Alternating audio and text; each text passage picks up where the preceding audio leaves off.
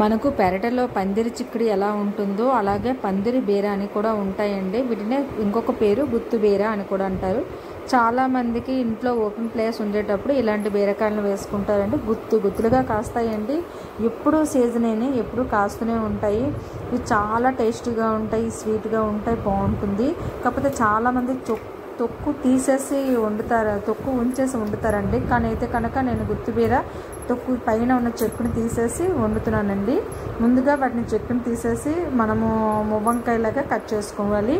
దానిలో మ్యారినేట్ చేసుకోవడానికి ఉల్లిపాయలు, పచ్చిమిర్చి, వీలుంటే కరివేపాకు, కొత్తిమీర అయితే వేయమండి.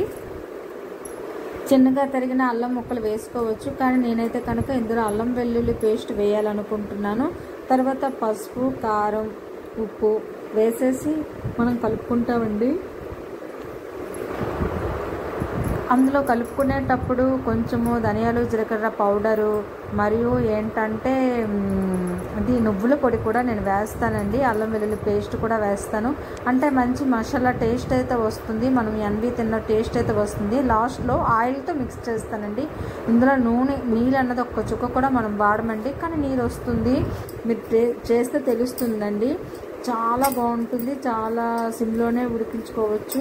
హెల్దీ అండి, ఇది చాలా బాగుంటుంది. నువ్వుల పొడి ఇష్టం లేని వాళ్ళు మానుకోవచ్చు, కానీ ఇందులో నువ్వుల పొడి వేస్తే చాలా ఇంకా టేస్టీగా ఉంటుంది. ఎక్కువ ఆయిల్ అయితే పట్టదండి దీనికి. నేను నువ్వుల పొడి కూడా కొంచెం వేసాను. బాగా మిక్స్ చేసుకోవాలి. కొంతమంది అయితే కొబ్బరి ముద్దను వేస్తారండి, కానీ నువ్వుల పొడి కాంబినేషన్ బాగుంటుంది. మనం ముందుగా కట్ చేసి పెట్టుకున్నవి ఉన్నాయి కదండి, అందులోన మనం మ్యారినేట్ చేసుకోవాలండి. అందులో ఉల్లిపాయల మిశ్రమాన్ని మనం అందులో పెట్టుకుంటాము. బాగా గుర్తు పెట్టుకోండి, ఇందులో నేను కొత్తిమీర అయితే వేయరండి, ఎక్కువగా కరివేపాకు అయితే వేస్తారండి. వేసి పెట్టుకొని మనం కళాయిలో ఆయిల్ ఏమి వేయమండి, డైరెక్ట్గా మనం పెట్టేసి స్టవ్ మీద పెట్టడమే. ఇదిగోండి మ్యారినేట్ చేసినవి. కాకపోతే ఇవి ఆల్టర్నేట్గా మనం పెట్టాలి. ఒకటి ఇటు సైడ్ పెడితే ఒకటి అటు సైడ్ పెట్టుకోవాలండి. అలా పెట్టుకుంటే ఒకవైపు ఉల్లిపాయలు, ఇంకొక వైపు ఏమీ లేని ఉంటుంది కదా, అది ఉల్లిపాయలు తలుగా స్మెల్ అంతా దానికి పడుతుంది, మంచి వాసన వస్తుంటుంది. ఇదిగోండి రివర్స్లో పెట్టాలి, ఆల్టర్నేట్గా పెట్టుకోవాలండి.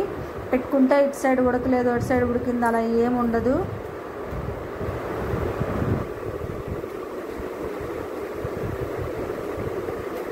అన్నీ అమర్చుకోవాలండి. అన్నీ అమర్చుకున్న తర్వాత మనము స్టవ్ని సిమ్లో పెట్టేసి కళాయిని అలా పెట్టడమేనండి. ఇంకా పోపు లేయడం ఏమీ ఉండదండి. అలా పెట్టేసి మూత పెట్టుకుంటే బెటర్ అండి, ఎందుకంటే మూత పెడితే నీరంతా ఊరుతుంది, చాలా బాగుంటుంది. లాస్ట్లో నేను కొంచెము మసాలా గుండను అప్లై చేసుకుంటున్నానండి.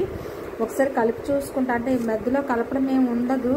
అంతా అయిపోయాక మినిమం ఒక పావు గంట అయితే పడుతుందండి. శుభ్రంగా మనము చూసుకుంటాము, అప్పటికే బాగా నీరు వచ్చేస్తుంది. కానీ నీరు ఉంటేనే బాగుంటుందండి టేస్ట్, అది ఎగురు పెట్టేస్తే అంత టేస్ట్ ఉండదండి. నీరుంటే కలుపుకుంటే బాగుంటుంది. చపాతీలోకి కానీ, రైస్లోకి కానీ, పొడి అన్నం కలుపుకోవడానికి కానీ చాలా బాగుంటుంది. మీరు ట్రై చేయండి. లైక్